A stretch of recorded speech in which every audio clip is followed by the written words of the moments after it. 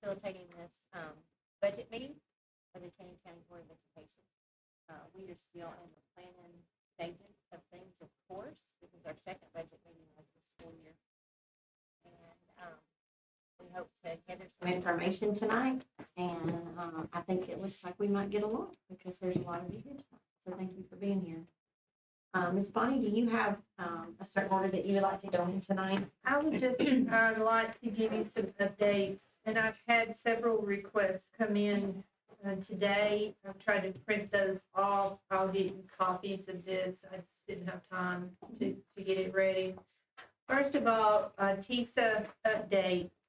Tomorrow should be our first look at an allocation for next year. Of course, we'll have to look at that. We'll have to see if our data is pulling correctly. If it's not, we'll have to go back, work through those errors. But it'll give us a little bit of view of what we might be getting. I just want to caution you, the voucher bill has passed. There's still time for caption bills to be introduced. We just don't know what this will do in the future. It may not affect next year's budget at all, but again, with TISA being fluid, based on data, you just really need to be aware of that when you're budgeting. I do know the governor's proposed base for next year on TISA is $7,295. That's about a $225 increase per student. Supposedly, that's supposed to make up the difference of the salary increase that we should be at for this next year, which is at 47. We're already at 47. And I want to remind everyone that we gave everyone the raise, not just first-year teachers on our salary schedule. I hope, and I'd like to propose that you go straight to 50 this next year, because you'll have to be at 50 in 26, 27. And before I leave, I would like to see that. I'd like to see our salary increase, and I hope that you, again, are able to put that across the board. They did send that are economically disadvantaged. That, you know, I've sent you some information about that. I was worried because our numbers are way down because of the way they're calculating it. They're going to hold us only 75% hold harmless. So that's good news. It's still going to be a loss. Probably a $100,000 loss from last year, but that's better than the, what was it, $500,000 we thought it was going to be. So that's that. Mr. Medford's here. He did send you some things about, we'd already talked about that he's got to have in his program to keep our contract renewed for line-wise. We also went ahead and went with the online application system. We are not getting applicants for positions across the board. And we're hoping that this program will help us. And it's not a large cost at all. We need tutors for next year.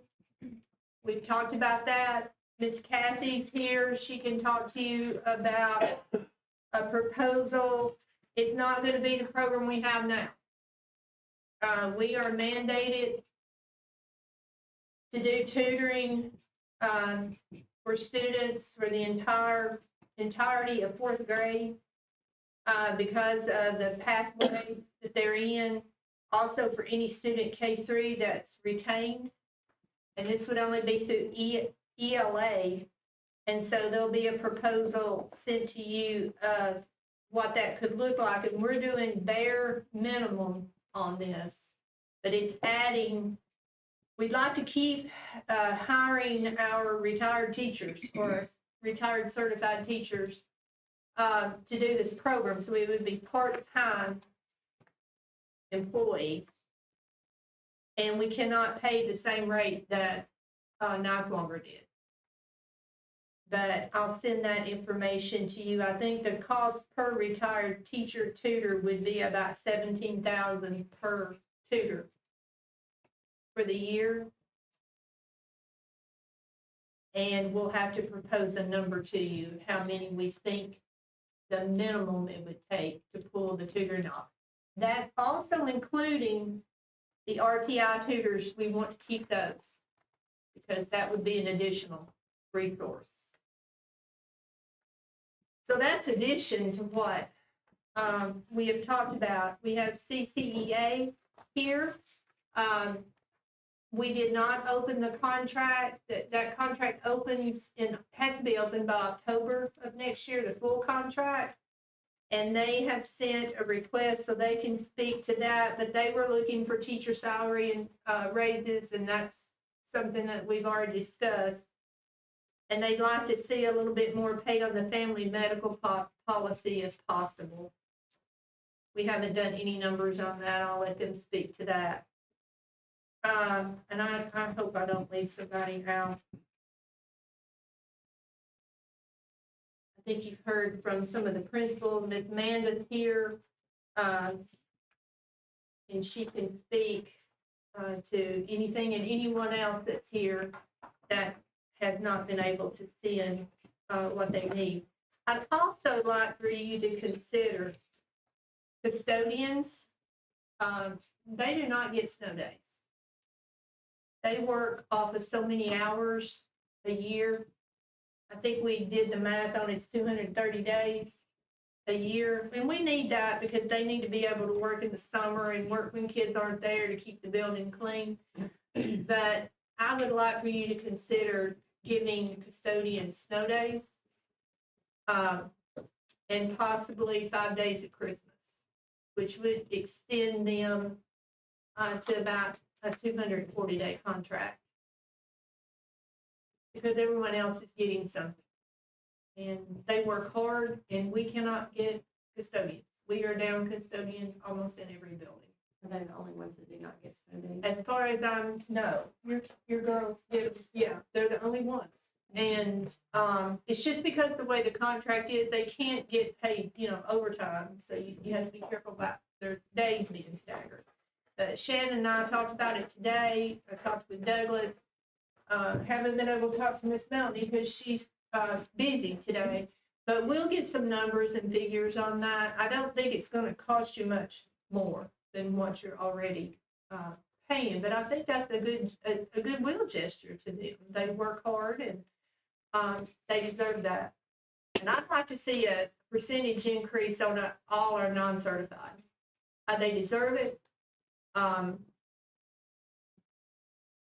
love to pay everybody for what they're worth, but y'all know we have limited funds.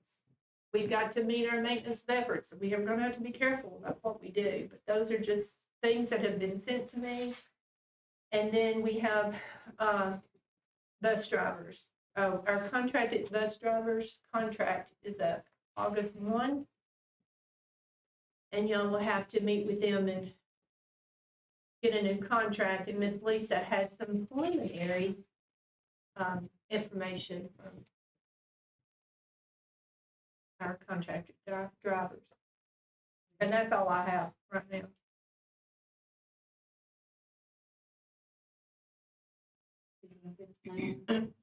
That's fine. This was their proposal they got. Have any questions on the code there? What's on the back pages is actually The breakdown Douglas and I.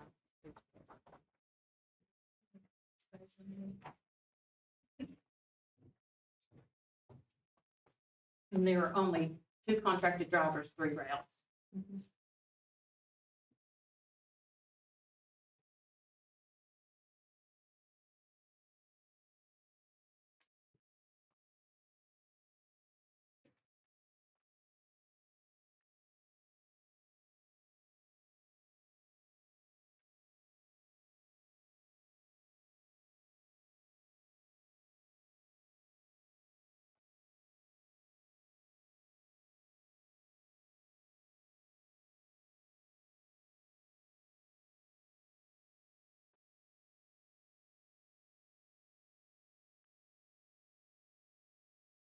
You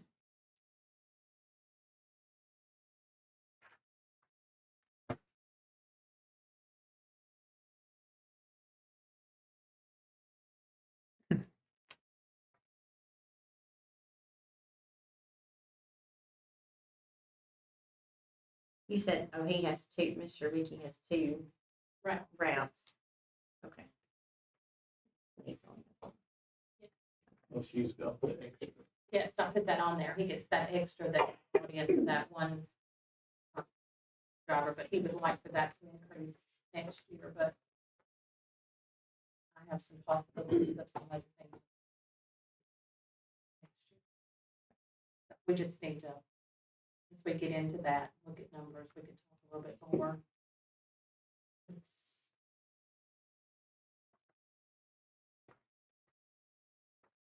Are these buses pretty much full every day? Every seat Yeah. filled? I'm not sure about Mr. Larry. You guys can probably speak to when they leave the middle school. I think they're really full when they leave the middle.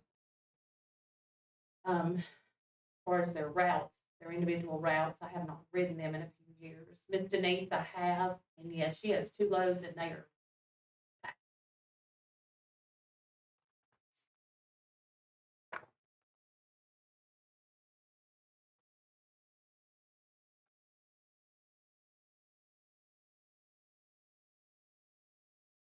And this has to be recontracted by August. Yes. Is that what we're saying? Right.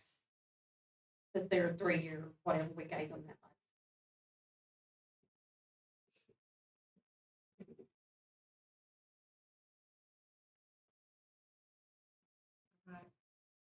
There was one other thing. Yeah. We need to move our school psychologist to 11 months instead of 10 months.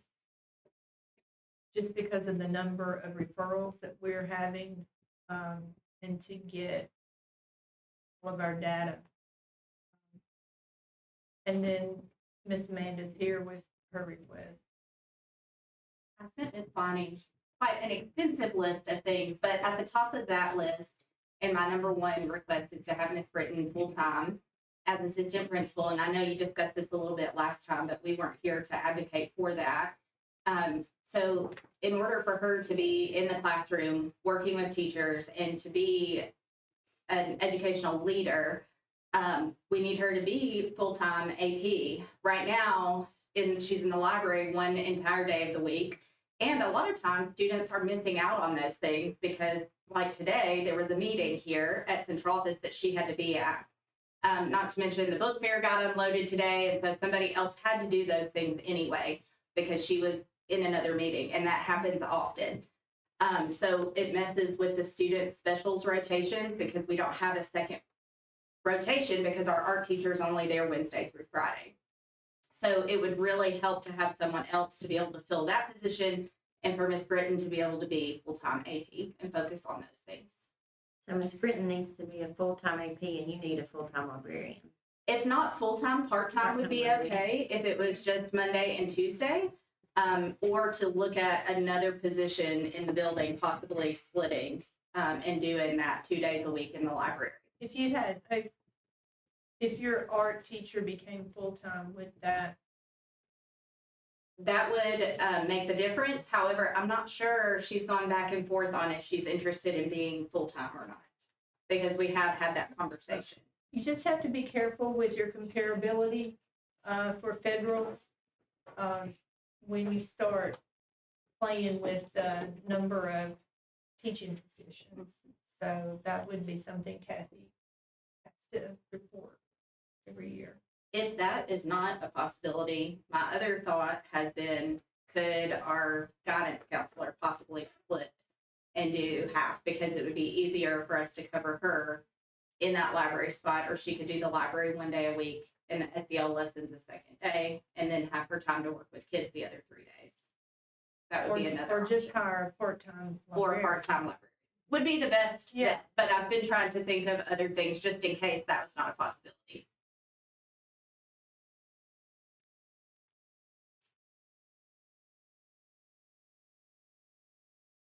So the choice, the the ultimate choice would be Brenton full-time and a librarian, a part-time librarian. Yes,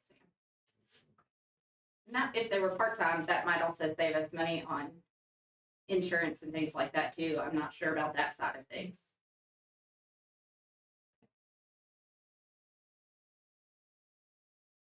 Britton, are you in on this? Thank you for what you do. I know it's a lot. I mean, you're welcome. What other things? So that is my number one thing. I do have some other projects in mind that I would like to do, but I think that we can raise money to do those things. So I'm just gonna stick with that one big ask.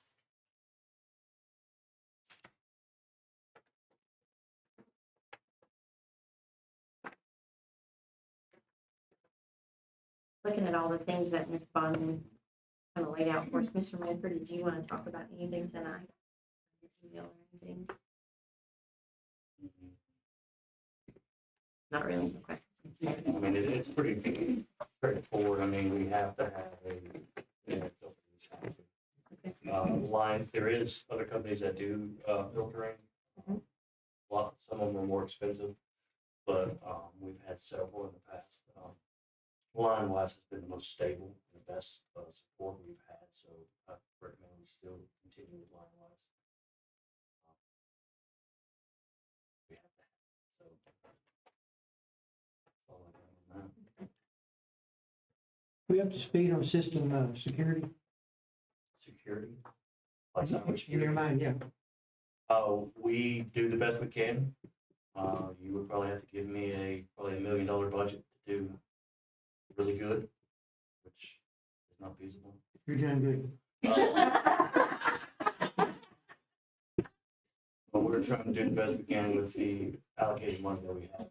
We are using Sinary, which monitors our network 24/7. There's actually a company that monitors it, and then they will actually alerted us today of a student doing something. But if something is major, they'll actually call us. We're looking into purchasing the license for every computer to where if they see something, they shut the computer down themselves. It's a little bit more money, but I think it's going to be worth it. I'm not asking for any type of more money to do that. I'm just thinking that's more priority over other stuff. So we're doing the best we can. There's higher end firewalls out there. Higher end stuff there, but I'm going to take all your budget if I even ask for it. So I think we're in a good spot. But, there's always that I know some schools got hit last year. I was trying to wonder about that. Rutherford and hospital. Yes, sir. Rutherford got hit. There's always a possibility. Medical clinic. You can throw 1,000 things at it, and there's always going to be a possibility that you're going to get hit. We do backups. We have offline backups. So if we do get hit, pay a ransom or anything like that, so we'll just redo that. So we take precautionaries to make sure that we are safe in case of the event of something does happen.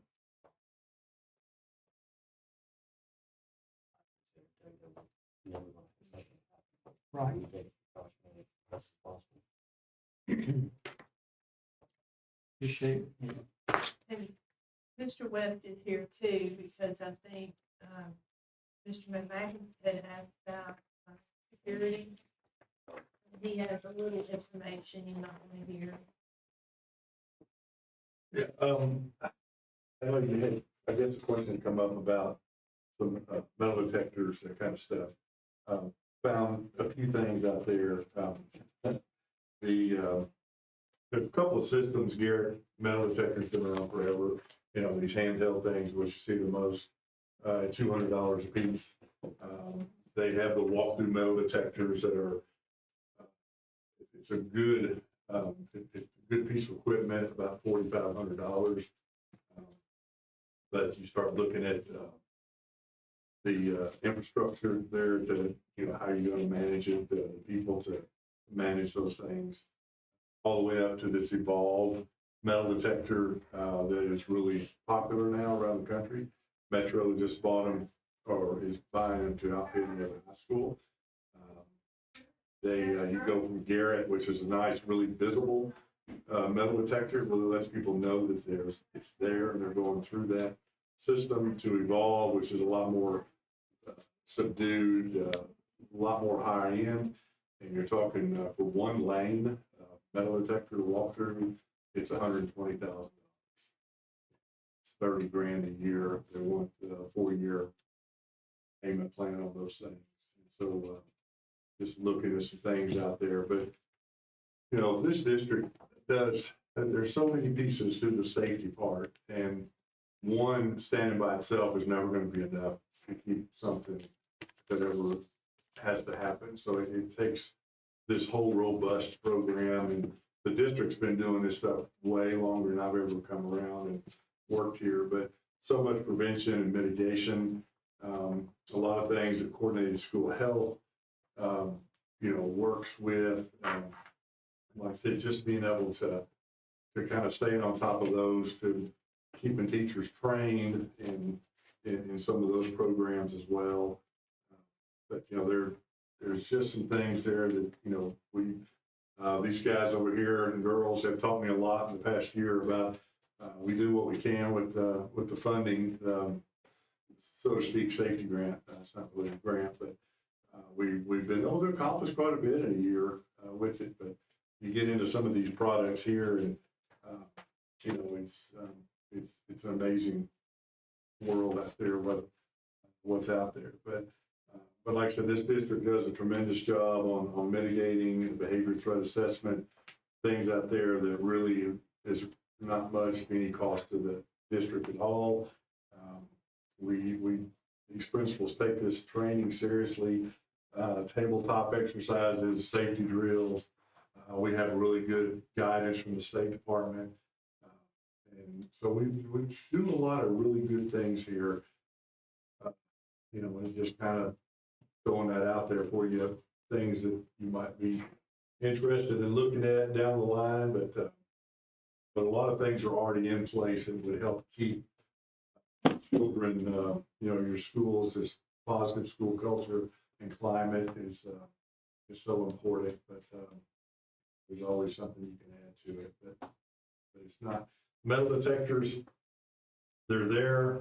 It's a piece of a program. Then you just have to start thinking about what you want to do, what grade levels, those kind of things. Now, I know Evolve, I really liked it because it's portable. You can move it over to the basketball door, you can take it down to the football field, football games. It's just very, very manageable. And actually, with this newer model of Garrett metal detectors, it's the same thing. You can put them on a stand and move it anywhere you want to as well. The technology has gotten a lot better even with that, but the Evolve is just more. Like I said, my wife and I went to Dollywood in October, and I got flagged after she went through. I didn't even notice that we were walking through one, and I got flagged to go over to another table where they had a tablet there, and it was telling me exactly what part of my pockets were alerted, and it was my retired officer badge and a wallet case that I had. Right. And so it's good technology, but my gosh, you know, $120,000 for one lane walk through is just it's just crazy. And I go through two at the Predators game down there. Yeah, Metro's budget, Metro Nashville with just their high schools are going to be 1.1 million a year for the next 4 years for those machines that they're getting. I appreciate you checking in there. Yes, sir. You guys ever want to talk about this stuff, just please let me know. I've always sit in the bed at night thinking, just pray nothing ever happens here. I pray that almost every night. And I would hate something happen and live with it. We can do, you know, it's not all that we could do. Of course, you know, didn't even really mention, but you know, we don't think about it, but this year is the first full year with SRO at every school. Yeah. These principals have, I mean, these SROs, they've come in, they've got a lot of experience, and I think they've jumped right in, and Yeah, I've been very impressed with yours, so they're part of the very team. good. They do a good job. Miss Beth and Miss Rita might want to say something on their request. As Ms. Patterson said, our MOU will be opening up next year, so I don't know how many of you have been through that process, but it's kind of a little ordeal, but I do want to know, I've worked on the MOU through several contracts, and I've been part of that. And, we have a good contract with you, and you've always been, our school board has always been willing to work with us on what we do and make our jobs better for us here. And, you know, our TEA rep, Shantae, she has always said, you have a good MOU here in Canyon County, and we know that. And we want to keep that going with our board and just improve on it so we can attract teachers to come to us in our county. And I think that's what's gonna help us in the future is we have a good MOU that we might have some perks in it to help us attract teachers to come to our county. You know, the teaching population is slimmer now. But I just talked to Bonnie because of that, gonna be coming up next year. We decided not to go under negotiation, but some items that, you know, we'd like for you to consider for us is always salary increase, and we would like that. And like she said, to go ahead and increase the starting teacher salary, to go ahead and, if you can, go ahead and bump it to $50,000 because it's got a bump the year after. Is that correct? Go ahead and make that, you know, amendments here to do, and because a lot of other counties around us has already bumped their starting teachers to that. And when you have new teachers looking at that, they're looking at that. And these young teachers, they're going for the money. I mean, they're not going to stick it out here like a lot of us has done. They're going where the money is, and I hope you consider that.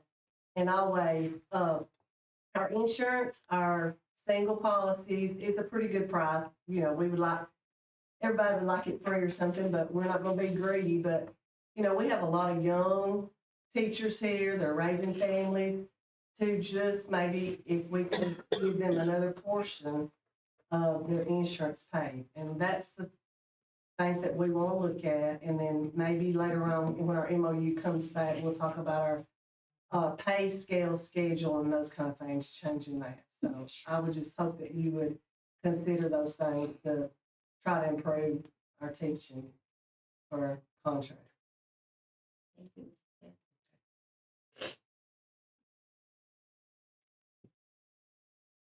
And I think on that last document I gave you, I gave the comparisons of what the other districts that touch us are. And it really helped us this last year. Kind of shocked by Wilson. That one shocked me. I didn't expect to be that low. I would, can I say this? Do have a student teacher right now, and that student teacher, she wants to be in Canyon County. And when she said that, it just, my heart just pounded. And her and I, we got on the computer, we've looked at the scales. I helped her look at them, we've looked at the scales in other counties, and, you know, we're comparable to a lot of them. But if you could, you know, increase it, I think that will maybe draw some more to us. It's gotta be done in another year anyway, so, I think it looks kind of good to do that before you have to do it. yes. Like to be proactive Yes, about it right. instead of waiting Yes. till the last So year. just a little bit each year, like, just give a little bit this year, a little bit till you finally get it there. Just bite the bullet and do it. Well, the other counties are probably gonna increase for next year. too. Exactly. They are. Yeah. It's like I told you, it's like the draft. Yeah. It's like the NBA draft.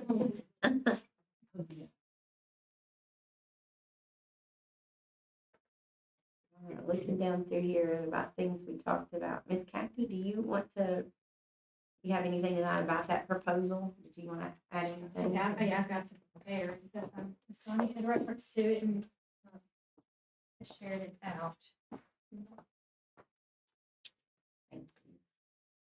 The extra. Right, but we've kind of talked through a couple things. As Ms. Lonnie alluded to, we will not be receiving the nice corner grant that we have this year. I haven't gotten formal notice of that the past couple of weeks. Currently, we have 9 part-time retired teachers that are tutors and a fund of about $223,000, right? So that's what we're looking at that wise. Now, we know that's unrealistic. So we had kind of think, what can we do? So I've done a proposal. At the top is the law that we must follow. So that's kind of where that's driven from.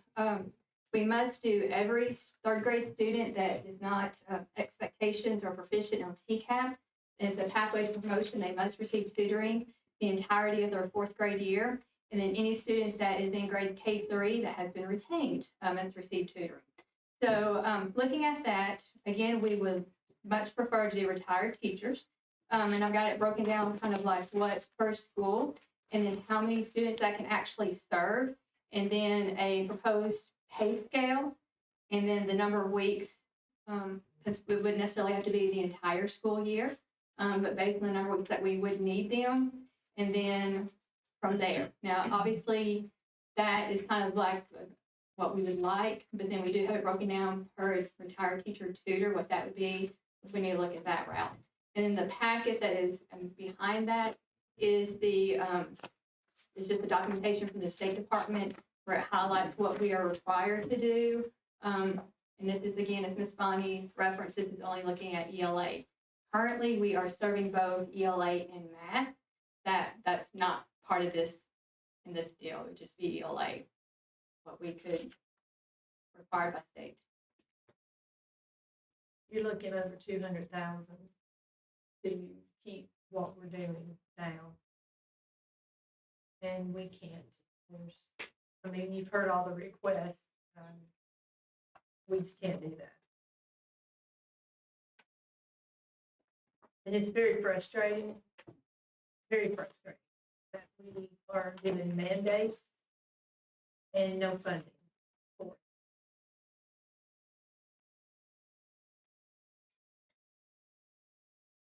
So retired teachers, are they still drawing their full retirement and doing this, or they get affected by being tutors? We would need to do the math on that. And I think we paid them this and it did not affect. Correct. Before. We actually paid $35 an hour with ESSER funds, but again, we don't have ESSER funds. So we went to $30 an hour to make sure that we would not mess with their Social Security or. So they're already retired. Why are we putting money into the retirement? Because they're part-time. It's Once they take their retirement, they take their full retirement, they can only work 120 full days. So we couldn't put any more because it would affect their retirement. So They what would you have think- to start paying back into retirement and lose their retirement. We don't want that for them. And I just feel like it's better to have a certified teacher as a tutor. I'm not knocking any non-certified person. We've got amazing non-certified personnel working with our kids. But this is another perk for our teachers that have been here for a long time and they've given their heart to the school system. A lot of them are coming back and they're doing great things with our teachers. With our students and our teachers because they work with them. We've done all the math to make sure that we're not affecting their retirement or Social Security. Right, so I think to answer your question though, if we had a non-retired teacher, then we wouldn't pay that in. I went ahead and blanket, he's talking about the 12%, or whatever, blanket it, but that may not be a part that is a retired teacher. Does Okay. that answer your question? Yeah. Sorry. Kind I of said, confused. yeah. Sorry, long day. You check their mental status and want to come back? Kind of question that. Well, believe it or not, Hey, teachers are tough. Now, come on. Probably the toughest people around. I'm just kidding. believe it or not, they love being with kids. They just do. That's why they've done it as long as they have. So that's the ones that truly have a And problem. that's then. who we want. That's who we want. Yep, that's what we want all of them to be. True, have a true calling to teach, hopefully. I know money's important, but at one time, this profession, they didn't look at money, and unfortunately, we have to now. I guess families do, two people working, and at one time, a teacher was a calling. I just wish we I could still keep it believe that it way. is. You will. I still believe it is. I hope it is.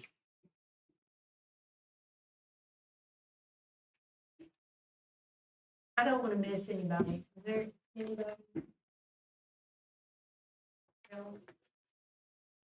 No? Y'all have my request, right? Okay. Would anybody want to talk a little bit about the school psychologist? Just to make sure. I can speak. Thank you. Currently, Ms. Lisa's on a 10-month, a teacher schedule. Looked at a lot of districts around us, and several of them have 11-month school psychologists. This year, our referrals have more than doubled what they have been in the past. And it's due to a lot of second grade, a lot of third grade with the retention. And so having someone that extra month would give us a little bit longer in that school year to get those evaluations done. Also, it would enable us in the summertime, if we had to do any evaluations in the summer, which we're supposed to do by law, if we need to, that would enable us to have some time in the summer. Also would enable right before school starts, we have reevaluations that come due in August. So that would give her time right before school starts to get prepared to kind of hit the ground running in August. But again, the main component is the increase in referrals that we've had. And we typically only have about 15, 14 to 16 a year, and we're sitting right now, by the end of this year, just what we have on the books right now, looking at about 34, and that's not including all the referrals. The revals that she's had to do as well. Are we talking about the school psychologist that's in downstairs? Yes. We're currently, just to give you a little more information, I've had to contract with another school psychologist to come in to provide some assistance, get some evaluations. But she's the only psychologist we have. Yes. But we have the one psychologist, you're contracting somebody, Somebody in addition to Miss Lisa. is it a face-to-face person? Yes, Or ma'am. somebody online? Because I looked at different agencies and all they wanted to offer me was someone virtual. And I said, that doesn't help because I still have to have a person there with hands. I think we're very blessed. Well, Because yes. virtual is the It is, way yes. so many are going. So And for what they're and for- dealing with, that's not, that's not, And if you look at other salary schedules of school psychologists, we're very blessed. very blessed. this is a person that I've worked with in DeKalb and Lebanon. And so I was really excited that she was able to give us 1 day a week or 2 days over the next few weeks to help us get some evaluations caught up.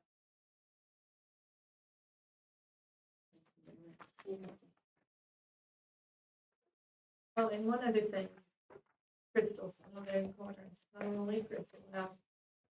Crystal's done an amazing job since she has become a full-time CTE director. And we were fortunate that the grant has been able to sustain that, but that grant is dwindling down. And this year, we will have to pay more for our part of her salary. And I just want to put it out there that after that grant's gone, and I'm not going to be here, and I'm going to advocate for her, that needs to be a full-time position. Because what she's brought into this county for our students at the high school, there's not a number you can put next to it. And I want y'all to, I know this is for the next cycle, but I just want to make sure that you know that, and I know you know how valuable she is, but our programs are just increasing, and it's only, it's what's good for kids. So, there you go. But she didn't pay me anything to say that. The new car you just received, do we even have anybody that's qualified to teach mechanics? We're going to have to get. So they do small engine, ag shop, they do all the oil changes for the Suburbans and tire rotations and things like that. So they can take it apart and put it back together. can't drive anywhere. Okay.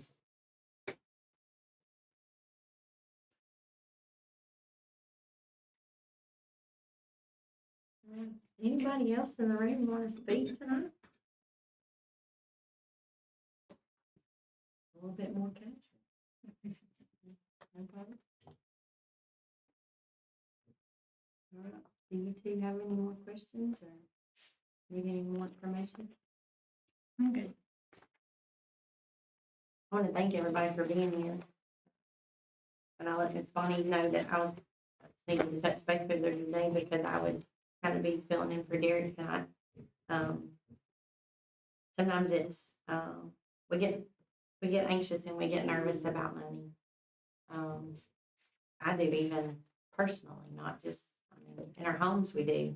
And so when we start looking at things like this, we all kind of get anxious. We just ask that you guys be patient with us. We're going to try our best. I think that we always want to encourage you, not only to talk to us, but to talk to our commissioners, because they need to hear how important education is. You take education away from a community, Ms. Bonnie and I talked about, then you take away its livelihood for the future. And we all know that because we're all in education together. So thank you guys for being here. Please know that send us emails, reach out and call us. We're all available and we love to hear from people. And please let us know who you are and what you want us to know. I do have a question. Yeah. Do you want me to start calculating teacher salaries based on a $50,000 base? Yes, sir. That takes me a while to do that. Yes, sir. Please do. Okay.